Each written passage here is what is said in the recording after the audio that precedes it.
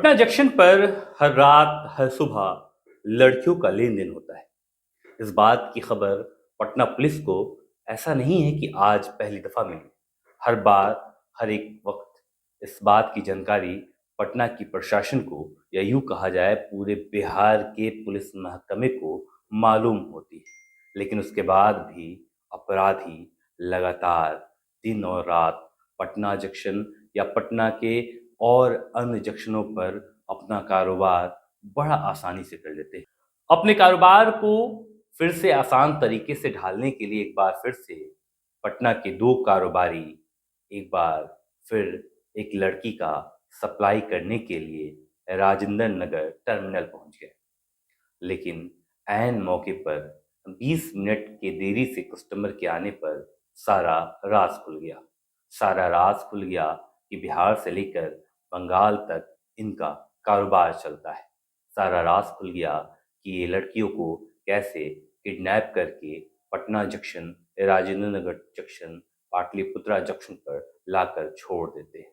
राज ये भी खुल गया कि कैसे भली भांति प्रशासन और गार्जियन के बीचों बीच उनके लड़कियों को उनके सामाजिक न्यायिक हिस्से से दूर हटकर उनका अपहरण कैसे कर लिया जाता है।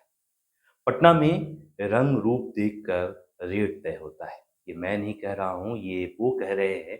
कल रात प्रशासन के सामने बयान दिए हैं। ये वो लोग हैं जिन्हें आप आसानी से स्मगलर कर सकते हैं।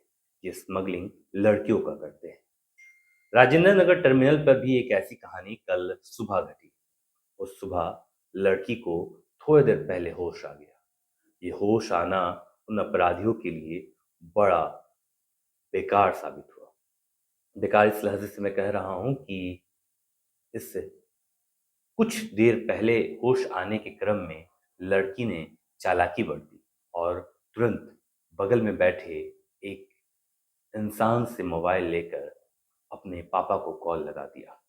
उनके पापा ने भी बड़ी चालाकी बरती और तुरंत राजेंद्र नगर टर्मिनल पर जीआरपी भेज दिया। फिर क्या था, जीआरपी पहुंची।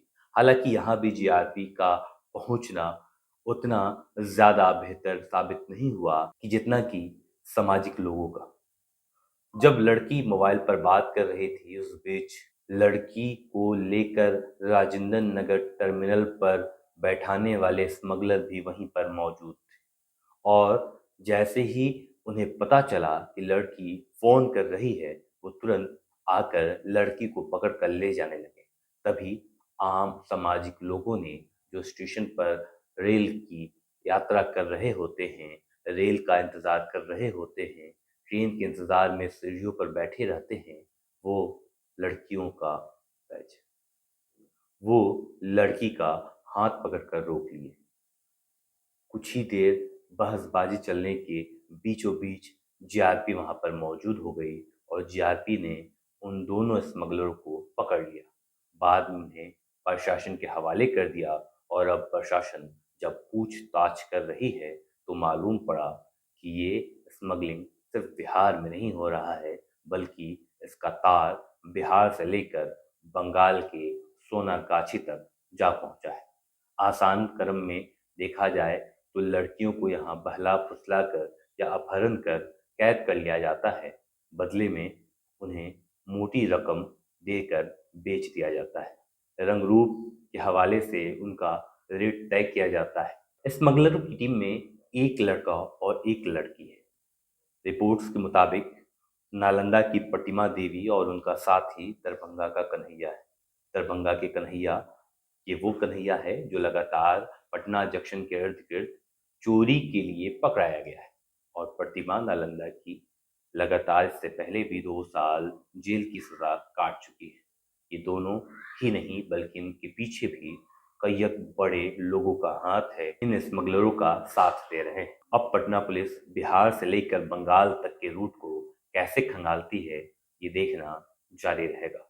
फिलहाल उस गुड़िया के लिए ढेर सारी शुभकामनाएं और पटना पुलिस की एक्टिविटीज को देखकर हम जैसे हर एक लोगों को उन्हें शाबाशी देनी चाहिए।